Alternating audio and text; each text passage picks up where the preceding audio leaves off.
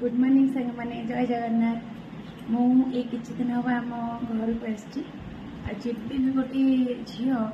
बाहर जावापर ना व्यस्तबहुल जीवन भितर जब भी ता बाप घर को आसे से भी तार गोटे ही माने आशा जमी मोर गोटे ही आशा था जे मो बो हाथ रहा सतरे माने बो बो जे अच्छी से जे हाथ रंधा को सब जुड़े सब निजे भल रोसई करे समस्त को सबकि रोसई कर खाया दे कि भी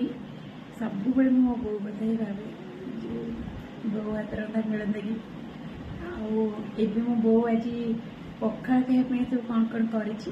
चलो देखिए चलो देखो ये हूँ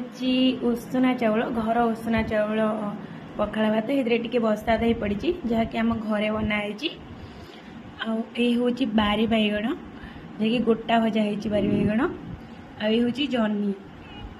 गोटा भजा हूँ कदली गोटा भजा हूँ आलू भर्ता जहाँकि पखाड़ भातर भाई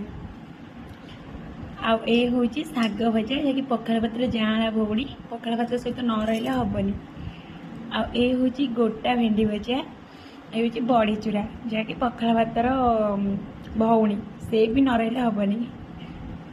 हूँ पोई आलू बेसर हूँ बारी काकुड़ी तो कंचा लंका तो ये सब हूँ पखाड़ निहाती बहुत पखाड़ पाख जिन पखाड़ सहित न रही ये सब किसी हम तो चलो आरंभ करवा खाइबा तो शुभ काम डेरी कहीं जल्दी जल्दी चलो पेट पूजा करदे तापर पखाड़ खाया मैंने निद माड़ शो पड़ो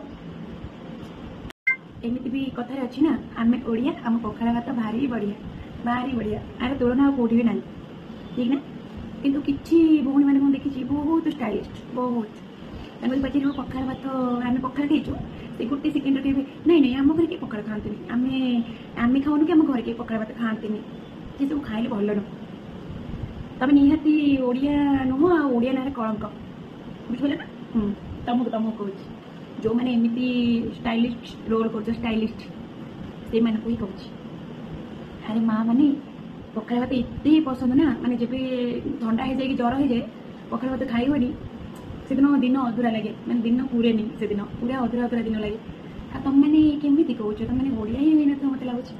तुम चाइना कि पाकिस्तान रहा कथा कि बाईचान्स ओडिया आम ओडिशा गल पड़ ठीक ना तो चलो खाइबा लुण टे पकईकि दही भात को पड़े देवे बसा दे भात